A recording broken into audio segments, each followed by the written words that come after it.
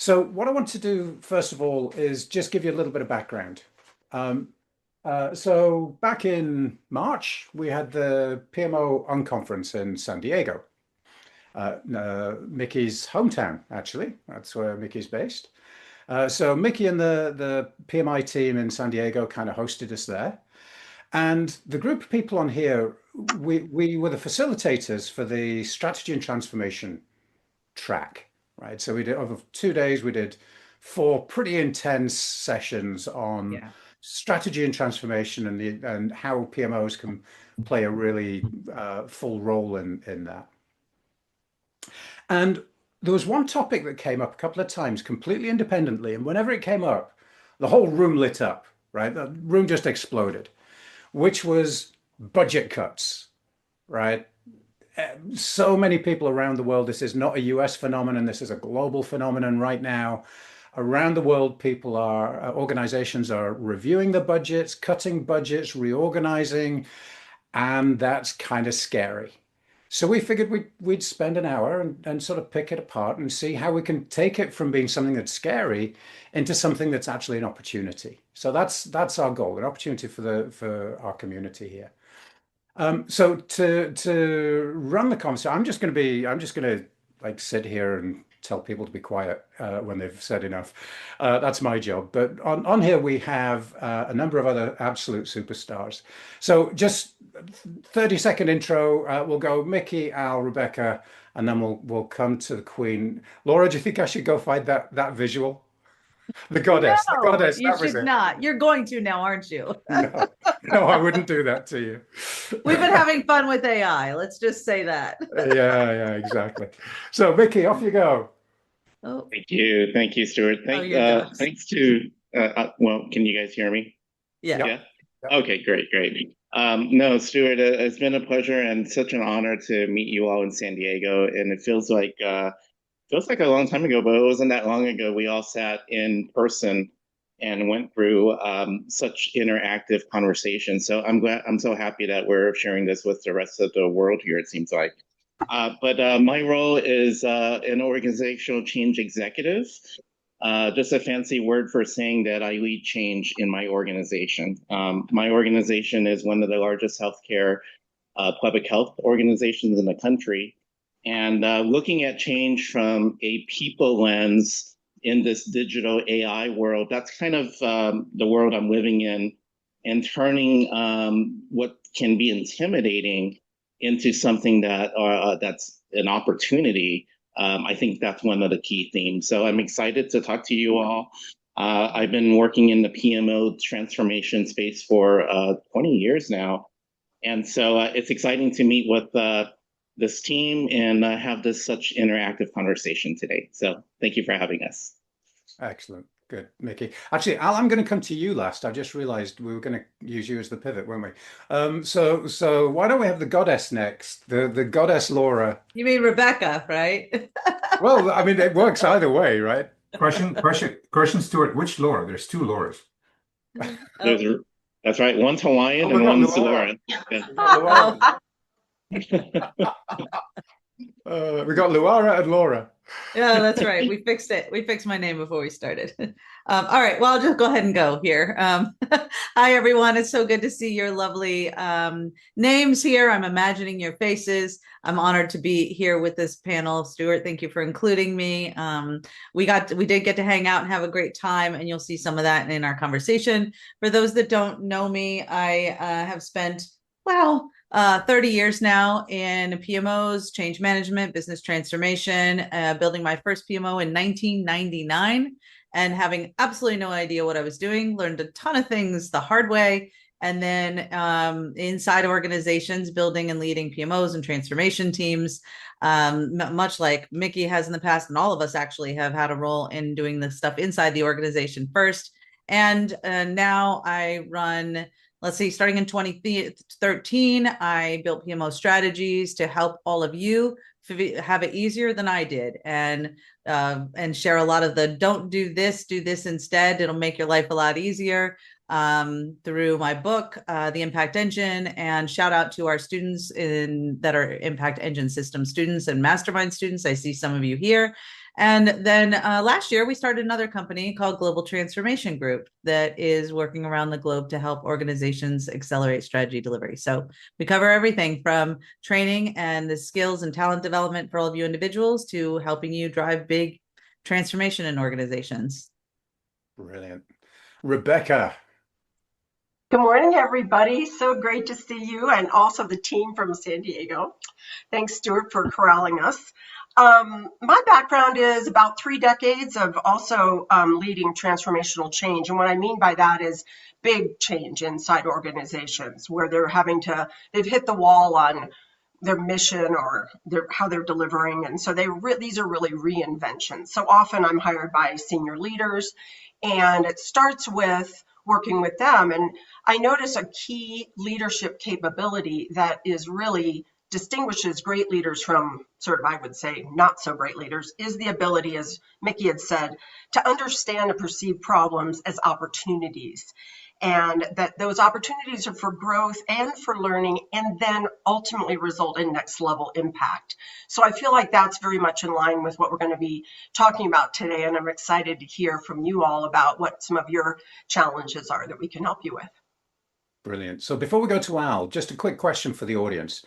Is anyone here, just drop a quick yeah or something into the chat. Is anybody here actually wrestling with or has recently wrestled with reorganizations, budget cuts, things like that? So just stick a quick yeah in the comments. Yeah, there we go. So it's absolutely rife.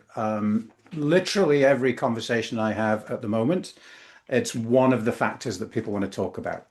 So this feels like a really well-timed conversation.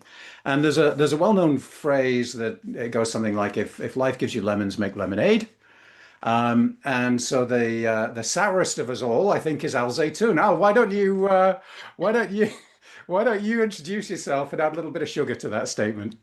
Listen, I'm not going to even spend a minute introducing myself. I think one thing that's really interesting is Stuart, and as he prepped us for this, he says, "Gosh, Al, you're sunshine. What are you thinking? You know, like everybody's concerned about the title of the session."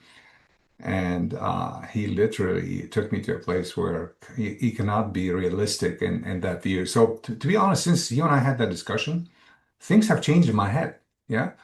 And to tee that off, the reality is every executive I talked with in San Diego and beyond, you know, there are some execs in San Diego, there are execs we interact with for the last maybe, I would say especially this has been very strong signal for the last maybe 12 to 15, 16 months, in my opinion.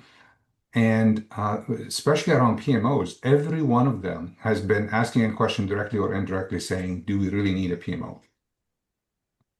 And I was really gutted, you know, in a way, but also not surprised because you heard me also say before we're in 2026 and I can't believe we're still talking about PMOs.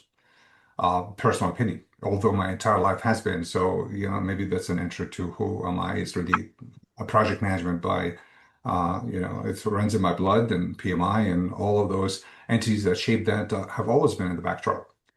But what's very interesting, it was not, the dialogue was not, can we make our PMO better?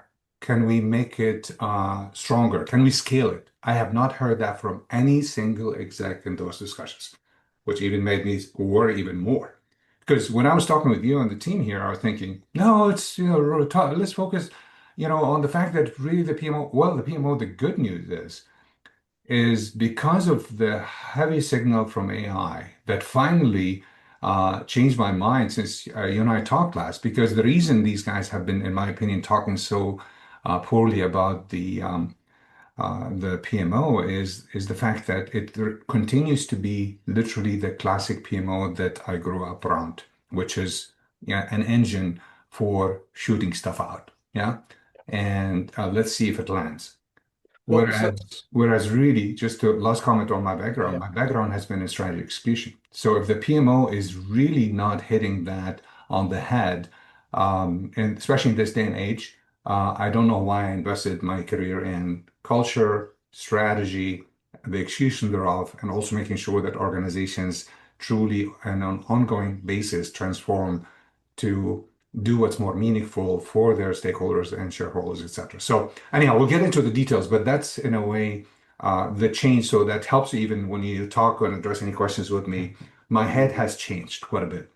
It's really interesting. Into connected lives. So That's what I'm saying is we do have a crisis, but it's very much like risk. It has an upside, which has an opportunity. So I'm hoping to hear a lot of that from my colleagues as well. Yeah. Absolutely. Okay, quick tactical thing. Yes, the call is being recorded. It will be shared with you in a couple of days. Look for an email from Preeti@transparentchoice.com. It's a bit of a weird name for many of you.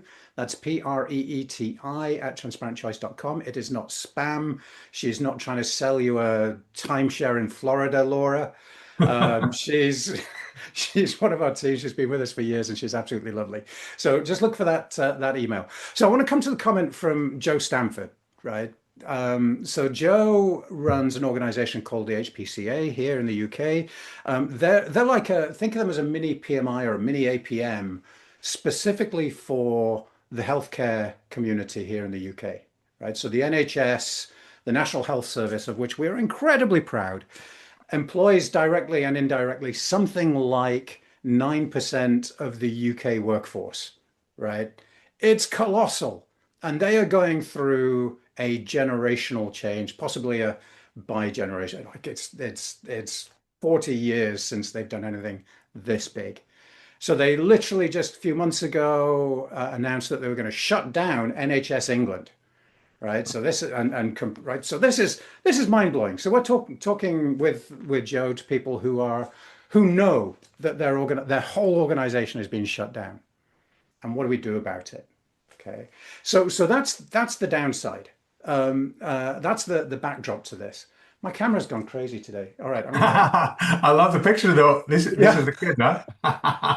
Excellent. All right, come back. There we go. You have to just keep pressing there's a preset on here which is called guitars for some strange reason. All right. So I'm gonna have to just keep pressing the guitars button and hope that things go well. So one of the things that Al said there is that this, the reason that people jump to the PMO is partly what Joe said, which is that, it's not a frontline service. It's a supporting service. Yeah. But I want to come to what Al, where you were talking about this actually being about strategy and strategy execution. And, if there's one time that you need to be able to execute well and efficiently and effectively, it's when there's a big period of change. So, Rebecca, you spend all your time helping leadership teams, executive teams primarily in government, get their head around how to manage change, how to formulate strategy. So from that boardroom's perspective, what's the problem here, right? Why is it that the PMO's in trouble? And what is it that the execs actually want? Well, first of all, I think have said over and over that the execs aren't really that aware of PMO. And I think that's a really, really big problem. If they don't understand the value being given, then, they can't advantage themselves and so on. The problem with execution in change is that we don't have a clear pathway forward, and that is the leadership's job. I think that's in fact what I'm brought in a lot of times to do, is to help to reshape and refashion what that strategy is going to be. But I think that the PMO, or at least the people that are, operating in that function, let's not worry about whether you have that office or not. There's a critical function there for leaders, which is to help them to understand what is going on in terms of execution. How does that connect? And so I think we're going to be talking a lot more about that value, no matter what it's called or whatever. It's the value of being able to show where the lack of strategy or the lack of governance or whatever is impinging the ability to implement whatever strategy is being created. Brilliant. I love it. So Laura, I'm going to come to you now, because you spend some of your time helping PMOs figure out how to fill that gap, right? Yeah. So the opportunity here is to use this time, this period of change, to transition the PMO from being, an order taker to a change maker, to an impact driver, as you might call it. So why don't you talk us through and many people here will have heard you talking before, but just give us a flavor of what that might look like. Well, I think that, so this is the exact conversation that PMOs want to be involved in, right? Like when budget cuts are happening, instead of being in where many of them are is in reactive mode or being scared, this is where you lean in and say, let me help you make the decisions you need to make. Let me help you see all the different scenarios with all of the projects and programs you have going on right now, and help you think through, if we do this, this is what you can expect, right? And really participate. For those of you that are familiar with the impact engine, we talk about the strategy lifecycle and setting that strategy up for success instead of just being there to be the dumping ground of the projects once they've already been all figured out, right? Because the reason that a lot of these organizations are really struggling from a budget perspective is that they didn't set those projects up for success before they started. So they're having to make cuts because they made bad bets, because they didn't have the right information, because the PMO wasn't involved in the process, right? And the executives are guessing unless they have the PMO with the information, not just data, not shoving a bunch of reports at them, but, and with 85 columns and 52 colors and nobody knows what's going on, but really saying, here's the information you need to make the right bets, make the right decisions. And as things change, let me help you understand what your options are, right? Help them think help them make business decisions, not project decisions, right? And that's where, what we're seeing is a lot of these budget cuts are a result of not having that whole operating model in place that's driving those better decision making before projects start, ensuring that the projects are set up for success as they go into planning and delivery. And then actually, I don't know, let's measure. I was just in a conversation with someone saying most organizations they work with don't even measure, did we actually achieve the business goals we were intending to achieve in a way that made them worth doing in the first place, which is why PMI is leaning into this whole more thing that, Mickey, I know you want to talk about, and that I've been on an advisory group trying to help them make sense of it and roll it out to project people. We need to be asking better questions up front. And as the budget is changing and as every organizations are having to shift and pivot, this is an opportunity for the PMO to shine and say, I've got you. Let me help make this decision-making process easier for you. And I have one thing that I want to kind of say before I pass the baton to whoever's next. I want to ask you all this question to be thinking about. If your PMO disappeared tomorrow, would leadership lose reporting or lose strategic decision-making capability? And understanding that difference is what matters. Because if your leadership team is asking you questions, leaning in right now and saying, hey, we got to make changes, help, then you're positioned well. If they are saying, oh, don't worry about it, PMO people, we've got to go figure out this stuff over here and we'll let you know, then you may be on that chopping block as well. And I'm not saying that to scare you. I'm saying that because you have to shift the perception of the value you bring to the table and actually be valuable if you want to be seen as valuable. So I want to tell a little story, and then Mickey, I want to come to you, and perhaps you can do some of your more stuff and help us start to think about how to use those tools to navigate the change. So here's a little story. There's a I'm not going to name and shame people, but the situation was it was a utility company, big utility company, power generation, and they were under extreme pressure from their shareholders. Performance was in the toilet, profitability was non-existent, share price had collapsed. And the CEO said, we've got to do something about this. And at that point, the guy who, I'm going to call him a PMO, he was actually a little more senior than that, but he stepped in to fill the role of the PMO. And he sat down with the executives and said, I've got a plan. Here's my plan. We're going to agree what the goals of the organization are, right? What we need to achieve in order to turn this around. And then we're going to set up a system where we ask our colleagues, our employees, our team members, what things we ought to do to help us achieve that plan. And we're going to filter them, right? There were rules. The rules were, you don't bring us your complaints. Bring us an opportunity. where you've got an idea how to fix it, and you know, that was it. That was basically the rules. And so they processed something like 12,000 suggestions of ideas that they could do to improve. They implemented about a third of them. And that resulted in the space of about a year and a half, in a $300 million a year cost saving, operating cost saving, and about a $500 million capital saving, right? They freed up working capital of about $500 million. And literally through that process, they were able to, you know, the performance of the organization turned around. The and you know, a couple of years later, in terms of their performance on Wall Street, they were outperforming all their peers.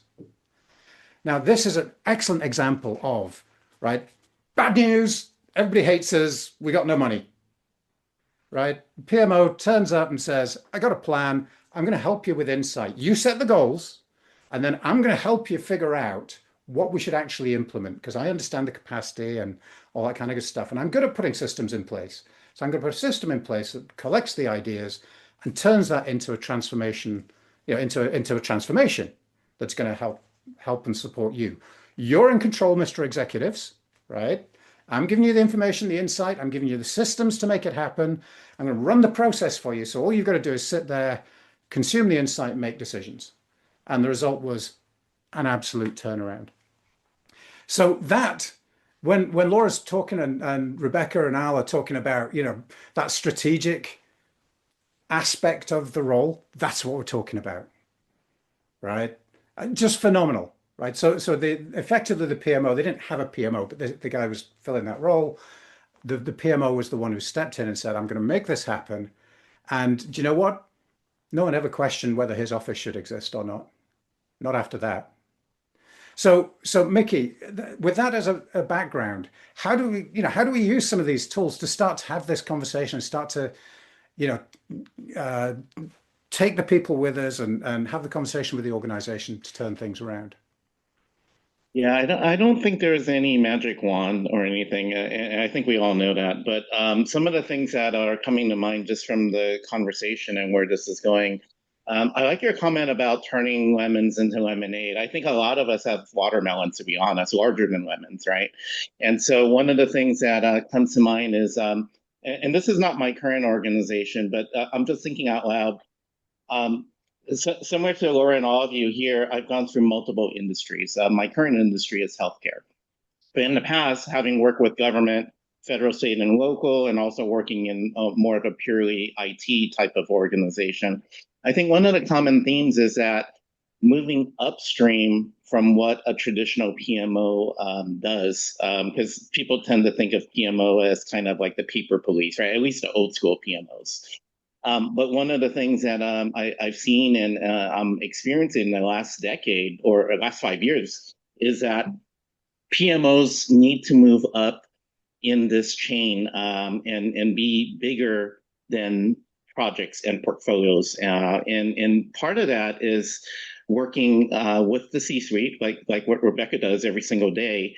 And in working with the C-suite, understanding what direction they're going in terms of their vision and strategy, but now translating that for the staff and middle management. How many times have we all been in rah-rah sessions where folks are talking strategy and vision and the rest of the organization just kind of looks at them with glazed eyeballs, right? One organization, as an example of strategy into something more of a change that people can embrace, was where, in terms of digital transformations, having a merger between 3 organizations and looking for cost savings. And there was no construct of a PMO, but we introduced this concept of a PMO or transformation office. Out of the merger, there was a vision of consolidation. People are thinking of layoffs, especially in the project space. But turning that into an opportunity where, to Laura's point, we can help become drivers of I'm not talking about drivers of layoffs, I'm talking about drivers of value and cost savings, right? So putting this kind of portfolio mindset, working with the C-suite, presenting to them a plan for cost savings, And we looked at a portfolio of 1,100 projects and programs and putting through a stage gate.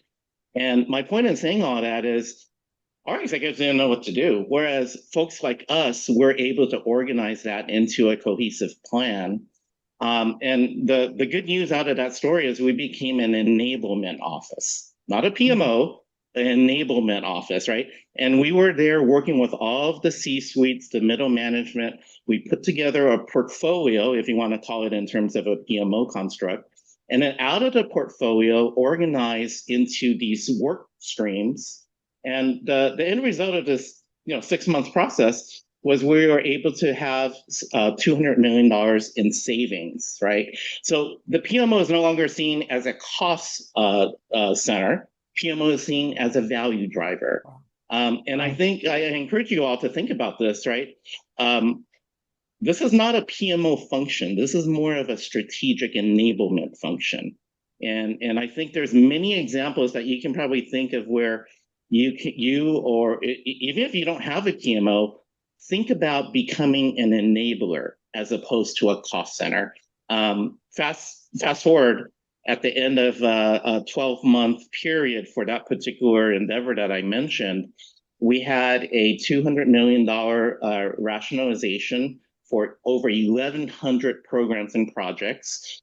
The merger became much more, all mergers are hard, but the merger with the cost savings was reinvested back into the 3 entities.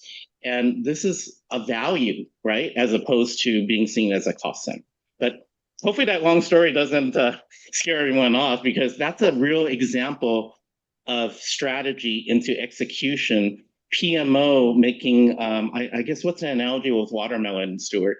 Watermelon and making the watermelon into something that you can eat at a picnic, right? So love it, love it. So what's interesting there to me is that there's a lot of commonality between those 2 stories, right? The nature of the change was different, but the way that the PMO stepped up and structured the process, and what I found really interesting there was that there wasn't a lot in either of those stories about actual project management.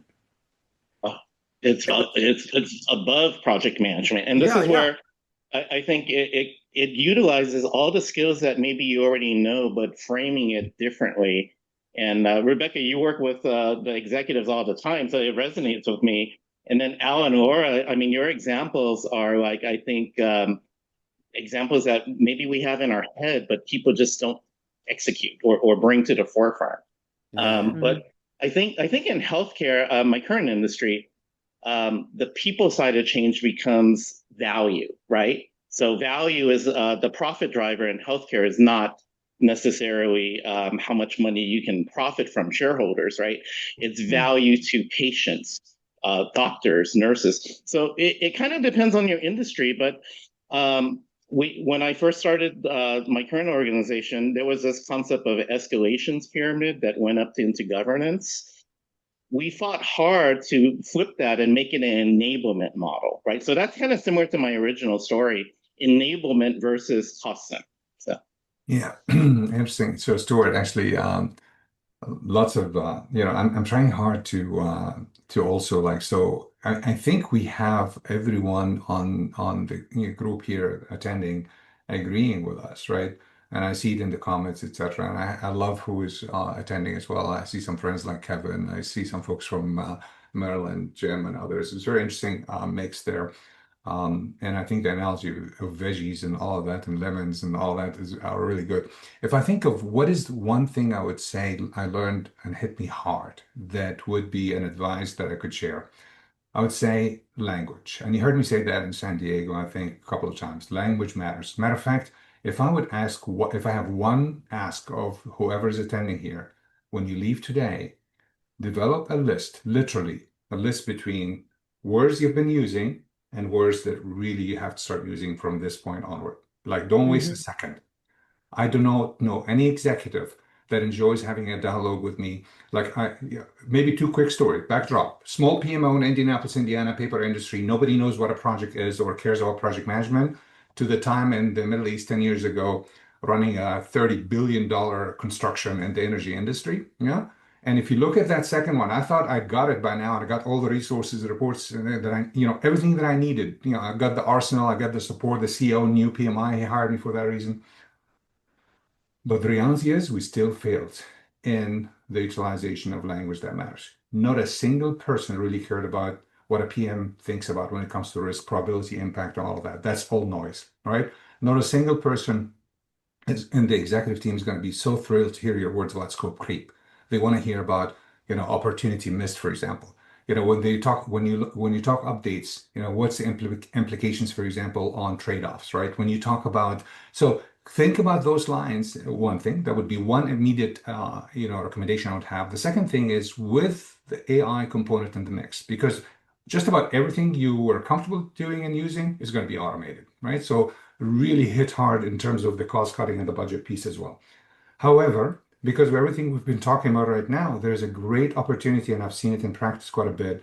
There are three letters that the executives really care about. They care about clarity. We had a webinar, you and I, on clarity, strategic clarity before, and Kevin was with us, Stuart.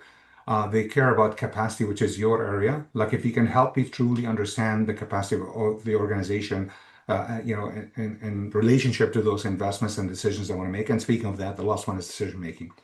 And there's everything right now in the midst of the most complex environment we've had over the years. This is where, there's nothing except the future is going to even get more complex, but we've never been as complex as we are now. So I think if I look at capabilities and teams I work with and executives, what they're looking for is your ability to do what's needed for system thinking. There is number 1, 2, and 3 in my books right now. If I can find a way for PMOs to have management system thinking, drive exactly how to look at the enterprise, how to, when people are talking about enterprise agility, when people are talking about strategic fluidity, etc., all of that requires PMOs to be the host, literally the host of the end-to-end understanding of the integral parts of the business, every trade-off, every connecting the thread. And in my opinion, we got to find a way to tackle that, because otherwise, the cost-cutting theme and the budgets and the doom and gloom, I saw in the chat, 3 orgs in 3 years, right? I mean, that's not going to be uncommon. I mean, I'm not surprised there's not even more of that, given like my recent work in technology, for example. I can tell you, I could not get through to connecting the dots between the message that executives truly say, I want to be more program management like, and the actions and behavior. So we got to figure between language, between approaching it system like, a way to connect through that. Yeah. Hey, Al, I do want to piggyback on what you just said. I think reorg is such an incredibly important indicator of where senior leaders are. If we're seeing a lot of reorgs, what we know is senior leaders are struggling. They don't have clear strategy. It's just to move stuff around the board. And I mean, this is something I tell my leaders all the time. If you keep shuffling around the board, that's not handling it. We got to look at the board. So leaders, I mean, reorgs, I think, are a total time suck, waste suck, morality problem. I mean, excuse me, morality. What's the word? I kind of have a head cold. So anyway, whatever. A morale problem. That's the word I was looking for. Morale. So yeah, morale. Hopefully so, not anyway, morality. Right. And well, it can be morality as well, right? I mean, what are we trying to hide? Yeah. But I also want to emphasize what you were saying about language. Our language is absolutely critical. If we're not speaking into how senior leaders speak to each other, our message is not going to land. But even more than language is what we're bringing. What is the actual message that we're bringing? Sure. When we were doing a very large change project, I had an organization that was stuck way down in the organization, and they were having a really hard time with why they were so overburdened, why things weren't getting done. And I realized that it was because they were trying to manage an area of huge cost that was invisible to the organization. Yeah. It just wasn't seen. And so they had to be able to first quantify it in a realistic manner and then deliver the message. Well, when they were able to quantify it in the billions of dollars and deliver that message cleanly, it made all the difference. I mean, things changed like that. So it was that they were sort of complaining about the wrong thing. They weren't getting into that mindset that you were talking about, Al and Mickey as well. I'm glad, yeah, because I used language a bit more encompassing, but I'm glad you clarified that because absolutely you're spot on. The behaviors, the metrics aspect, measuring the wrong things, we're all not going to create the same impact. Great point, yeah. And that capacity piece too, I think, and just one second, Laura, is also often missed. I think our value is showing where capacity is being underutilized over here, or it's being, ignored over here. It's invisible. So a capacity sort of normalization or view for senior leaders, as long as it's at a very high level, is also a hugely impactful thing. So really great comments, Al. Thanks so much. Hey, Stuart, I'd like to address this discussion happening in the chat, if you don't mind. Yeah, no, I was going to come to you in the hope that you would do exactly that, Laura. I knew you couldn't resist that one. I got you. Yeah. It's like, I got to talk about this. So excellent discussion happening in the chat here about renaming and rebranding the PMO. Here's the challenge that you all need to be aware of so that you don't fall into this trap. For years, we have watched a lot of different iterations of renaming the PMO. And what happens in many organizations is that they change the name, but not the behavior. And when you change the name so that you can get attention, so you can get support, but the behavior stays the same, you will continue to create the same vicious cycle that's happening in many organizations now. And that is why things like the agile transformation movement, the from project to product, and all of those other discussions have over time gotten some airtime and then some support and then kind of crash and burn. The reason for that is that it's just a rebranding as opposed to fixing the root cause. Right. And that's a lot. I saw some of our mastermind students responding on stuff here, and you're spot on. We can't just change the name. We have to change how you think first, the mindset, how you think, and then how you talk and behave, which is exactly what my colleagues here are talking about and trying to impress upon you. Al is spot on. You've got to change your language, but that means you got to think differently. You have to stop thinking in outputs and start thinking in outcomes, and really position yourself to be the person that is driving what we call being the strategy navigator, driving the conversations from every point in the strategy lifecycle to say, here's where you are now. Here's the information that you need to make the right decisions now. Here's how we set these projects up for better success. Getting to, I love it with the clarity and the capacity and having the decision-making. Executives are, every CEO we talk to when we go in and work on consulting engagements says the same thing. Laura, I am being asked to make decisions all day long, but nobody's giving me the information I need to do so. And you go talk to the PMO and they're like, well, what do you mean? We got 82 reports and all this data and all this stuff. And executives are overwhelmed and they don't have what they need. So it's not, and when they try to talk to the PMO people, they get a bunch of outputs, thinking, outputs, discussion. And so they can't even, they don't include you in the conversations, because when they do, you project at them, right? You do project speak at them and they're like, I don't know what's happening here. Instead, what do you know about what your organization actually does from a business perspective? What do you know about the strategy? And for all of you overwhelmed with the word strategy, it's just the plan to achieve the business goals. So what are the business goals? And then how might you and your team think about, how do we not just do the project, create the outputs?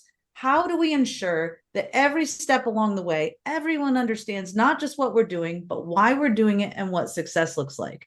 And just that mindset shift and asking those questions sets you up for, like Al's talking about here, having different conversations with your business leaders. And for those of you that are the yeah, but monster crawled up onto your shoulder and said, yeah, but they won't talk to me, they won't answer my questions. Well, do you want to be an order taker or an impact driver? That's really the question you need to answer. And if you want to be an impact driver, that means that you don't take no for an answer, that you say, if you want your projects to achieve the business goals, we need to understand what those are. Yeah. Right. And not just me, but everybody in the process. And not just what the goals are, but that there's a link between those goals and the work that actually gets done. right? Exactly. And the measurable outcomes. Oh, by the way, you do need to actually measure what you did, not just from a on time, on scope, on budget, but did we achieve the business goals we intended in a way that made it worth doing in the first place? And then feed that information back to the beginning of the strategy development process so that you can create this flow, this momentum, and then everything. It's an upward spiral if you do this, and we see it happen all the time. So it's achievable for all of you, whether you're in a 50 or a 350 person PMO or a 1-person PMO. You can absolutely do this, but it starts with your mindset. And then all of this great advice you're getting from my peers here on how to think differently, how to talk differently, how to position differently. And none of that happens with a rebranding. It happens with mindset and behavior changes first. And then the rebranding is just a natural consequence. You don't have to change the name and then not change the behavior. Oh, there's And Stuart. that's why Laura is the queen of PMO. Oh my God. You know, This is the Laura duck. Stuart gave me one. I have a new duck every time I see Stuart, and they're all like, they're all fun. Well, Like, we, got, thank you. we got the ducks. We got Yes, the ducks. You got All the right, big so one. Good. Look, I'm Good, going to big crack one. the ducks out for a second because one of Yeah. the things, right? I'm going to change gears. So that was Yeah. fantastic, Laura. I'm really glad you jumped in because I was about to pull you into that conversation. Thank you. I Couldn't knew help that was- myself. I knew that was yours. All right, so I want to talk for a second about ducks, right? So most of you know me well enough, I hope, at this point to know what I mean by ducks, right? So the ducks represent your projects, okay? And nobody really cares about your duck. Your executives don't care if you have a boy duck or a girl duck. They just want eggs. They want the value from the projects. So imagine, and I apologize to any vegetarians. I'm going to get a little bit meaty on this metaphor. So I don't mean any offense. I apologize in advance. But imagine you're running a duck farm, right? And you're collecting all those eggs and you're selling the eggs.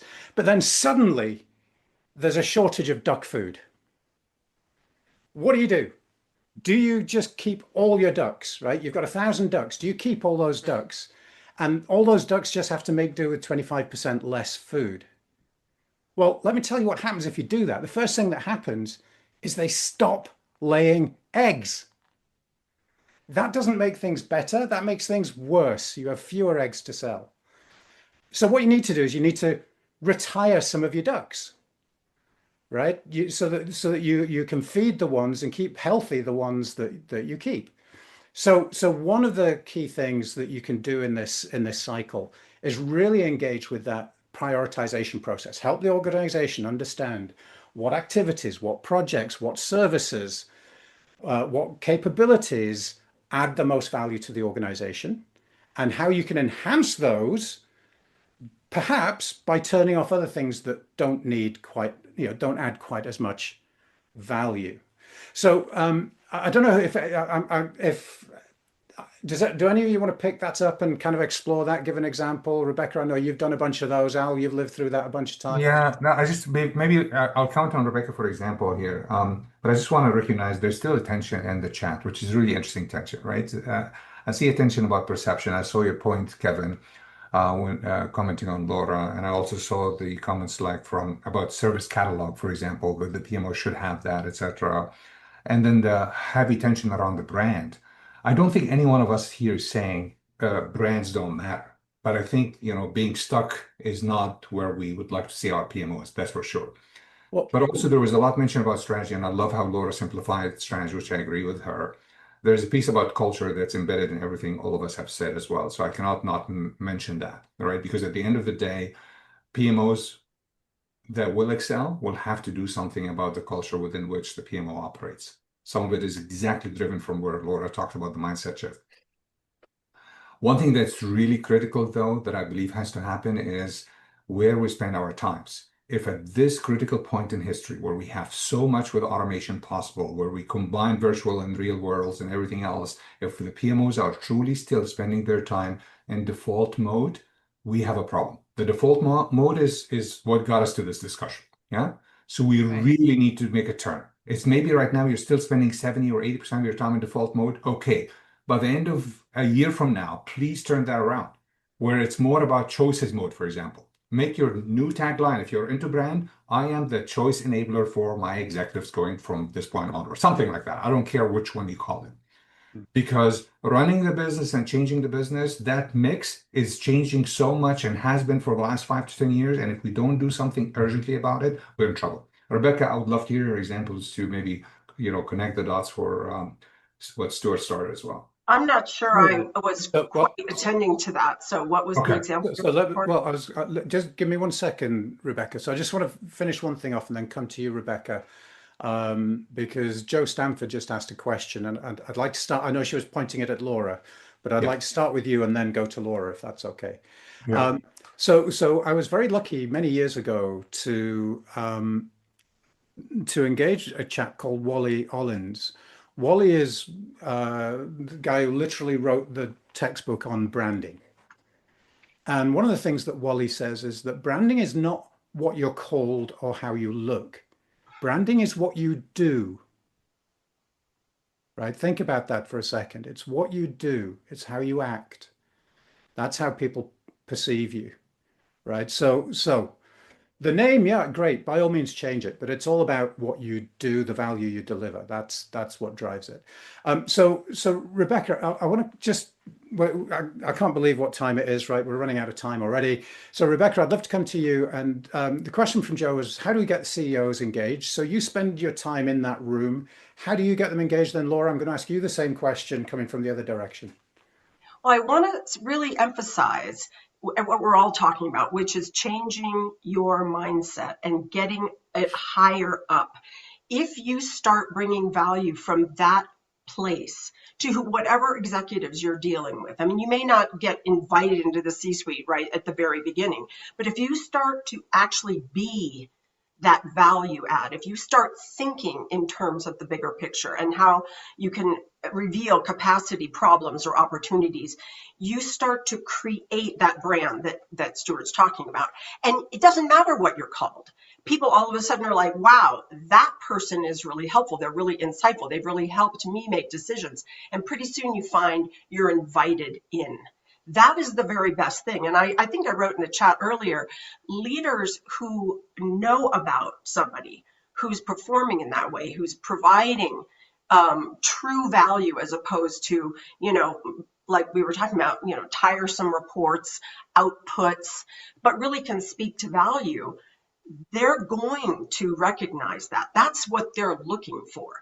The second point I want to make, I want to follow up from something Laura said.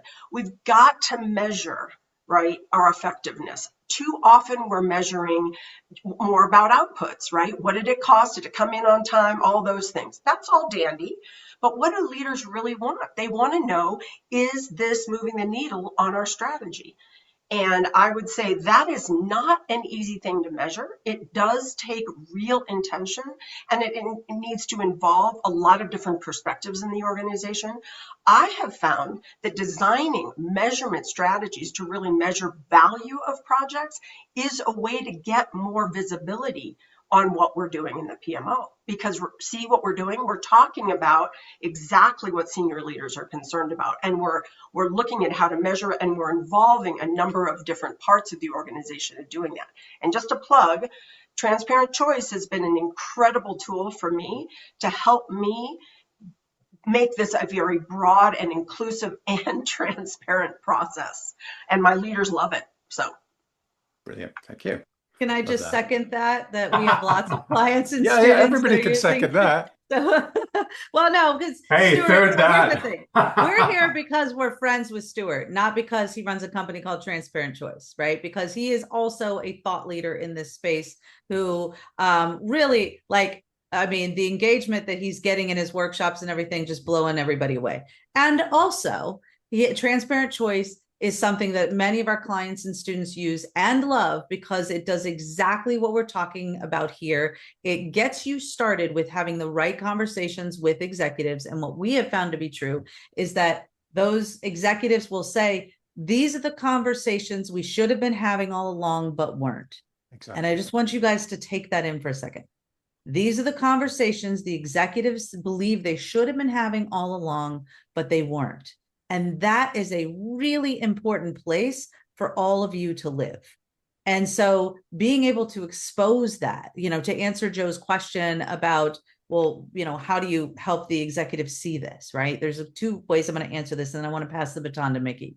So one, you have to show them what they're not doing, but not in a way that says, you stink, you're not doing these things, in a way that says, what would happen if you had this information so that you could make faster decisions? How would your world look differently if, right? You show them what's possible. One of the ways that to be very practical and tactical for a lot of you, one of the things that we do every week with our newsletter, is our free newsletter, is point you to an executive perspective article that I've written for one of these C-suite magazines, telling them exactly why the PMO should be there, the role an enterprise PMO has, how to shift from outputs to outcomes, all of these things we're talking about here. There's all kinds of articles that we share that we're writing for C-suite magazines to help them think differently, to answer your question, Joe, but to give you the language to use, going back to what Al said, because I'm going to keep doing it, so that you can use that language in your conversations with the executives. That's what's super important here. And also, the timing just happens to be perfect for this, Stuart. We're going to be releasing a free resource, totally free, called the Strategic Decision Playbook: How PMO and Transformation Leaders Help Organizations Make Better Bets, Faster Decisions, and Stronger Strategic Moves. Specifically, here's the language to use. Here is how to use it. Here is how to think differently. Here's how to get them to think differently. Because the questions you all are asking are universally being asked across organizations all over the place. So, so we're creating something. So make sure you're on our newsletter so that you get it free right away. There's nothing to, there's nothing to share but your email to get that. We just really want to help you all position yourselves more effectively, because whether you call it a PMO, TMO, a VMO, an XMO, I don't care what you call it. I care about the impact it's driving, and that's what we're here to help you do. So, Mickey, excellent. Passing the baton to you. Mickey, I'm pass over to you, my friend. And if you could keep talking for a few minutes, because I'm going to be typing to our colleagues here. I've got a proposition for you guys while Mickey's talking. So just watch the chat. No, I was just trying to comment earlier. I forgot what I wanted to comment on, but you were going to give some examples. You're going to give some examples of where this is showing. I actually wasn't going to give examples, but I was going to make some comments about the conversation string that Rebecca brought up. I think my kind of feedback here is executives, and not just executives, that goes for all levels of the organization.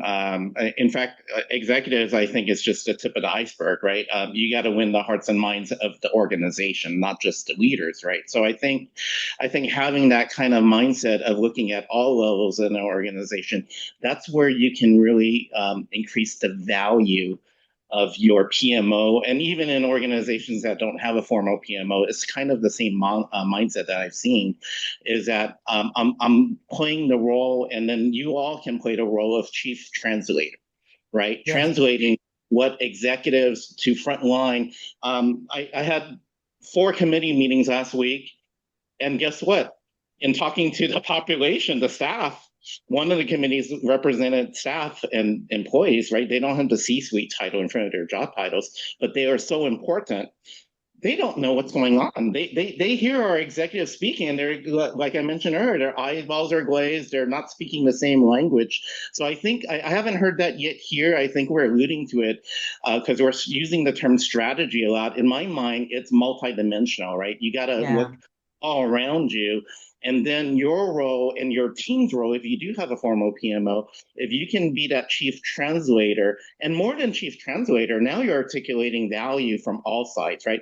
The value to, I'll use my healthcare example, the value to a nurse in their day-to-day work is different than the value to a chief executive that oversees that organization, right? So this is where you can push the boundaries of maybe yourself, your team, into translating value both sides, right? So now you're playing an important role, not just from a strategy perspective, top down, but now it's bottoms up, middle out, sideways, right? A lot of times it's sideways conversations that need to be had. I'm talking about cross-functional, right? Because you can see our roles as a horizontal, and that's a unique role to have in any organization. We're looking across the forest, not just at the individual tree, right? Sorry about these analogies, Stuart. You got me going.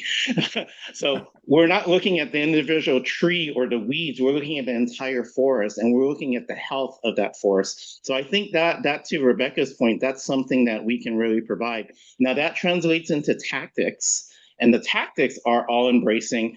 One of the examples, Laura, one recent example, you've heard me talk about this before, in the AI space, and this could be maybe our next webinar, in the AI space, what about people? Something called humans. Humans should be part of your AI conversation. So having yourself, your teams involved in that, that's one way of articulating value. The PMOs or PMO-like structures that I'm at, we now have a seat at the table when it comes to AI transformation, right? That wasn't envisioned a year and a half ago, but now it is, right? And so there's another way, example of translating the value of your team and yourself to be part of the AI conversation. One of the things that we are having in terms of this organizational AI governance and policy, we are now helping with that enablement and rollout, and we're helping at different levels, not only tactics, but the policy and governance overall.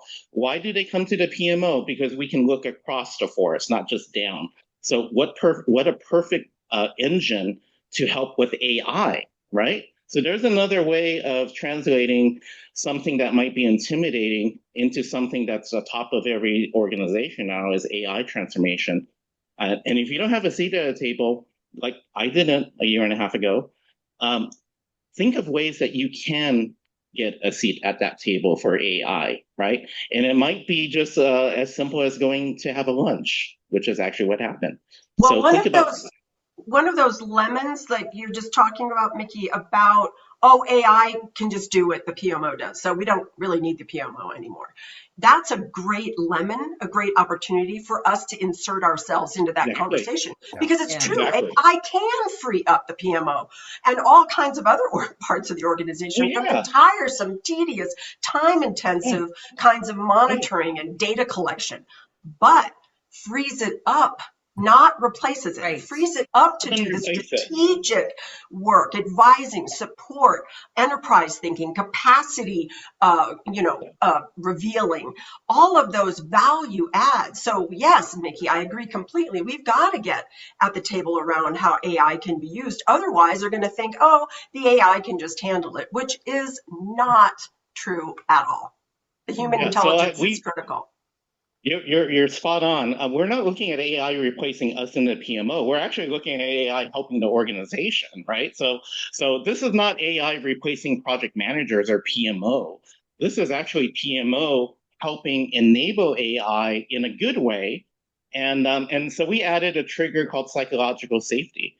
And so the AI governance executives never thought about psychological safety. I said, well, if you don't have psychological safety, how are you going to win the hearts and minds of the people when it comes to AI? And they were like, oh, okay. So there's another thing for a future webinar, Stuart. Yeah, 100%, 100%. Fantastic. So brilliant. Thank you. I know Mickey needs to run, and I can see people are starting to drift off. So I want to thank everybody really quickly, but I also want to just throw out a last thought. So the two case studies that Mickey and I talked through were about basically where you had a very specific handbrake turn kind of situation, right? Where you're bleeding money, or there was some kind of bleeding from the neck problem that needed to be fixed.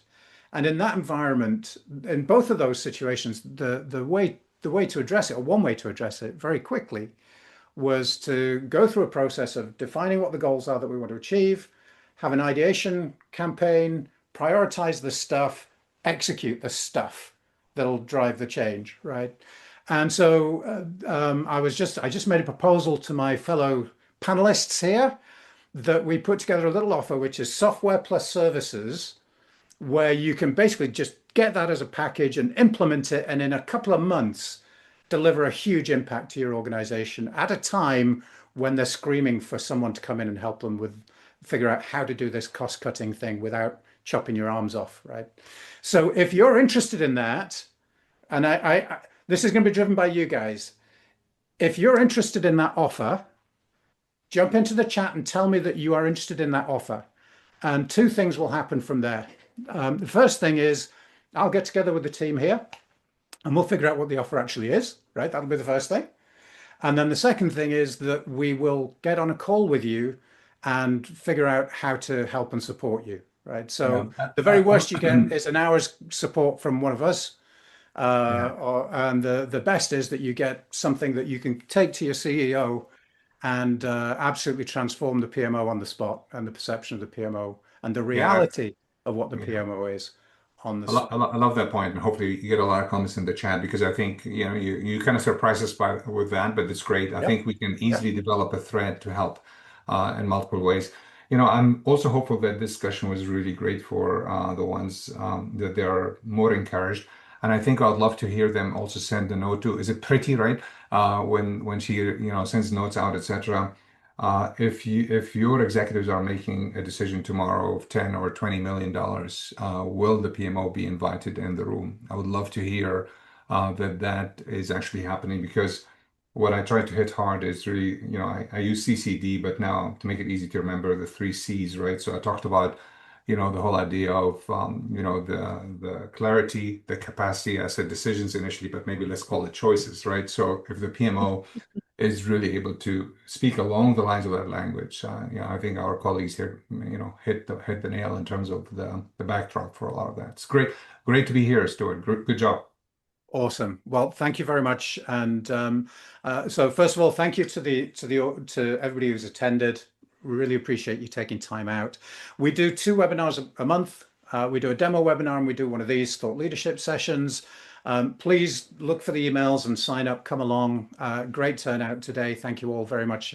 Thank you for your engagement, but mostly thank you to the panel. I really appreciate it. We'll see you on the next webinar.